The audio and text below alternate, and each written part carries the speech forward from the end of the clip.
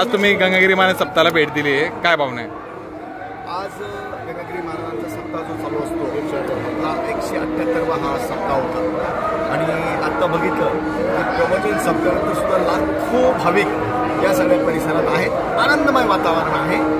मी या निमित्ताने सर्व यंग मित्रांना एकच सांगेल की जीवनामध्ये आपले कर्म जे असतात चांगले असले पाहिजे. आपण आपल्या आत्म्याच्या जवळ जाण्याचा प्रयत्न केला पाहिजे. आत्म्याच्या जवळचा वास यालाच खरं म्हणजे आपण उपवास म्हणतो.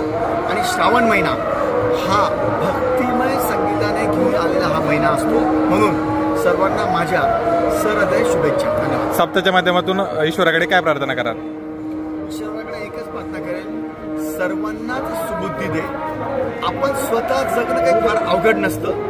आपल्यामुळे दुसऱ्या प्राणीमात्रांना जगण्याकरता आपलं आयुष्य प्रत्येकाने वेचावं आणि प्रत्येक जीव हा परमात्म्याला भेटण्याकरताच तो इथं आलेला आहे. म्हणून प्रत्येक आत्म्याला मी परमात्म्याला त्यांचं लवकर मिलन हो इतकेच मी शुभेच्छा करतो. धन्यवाद.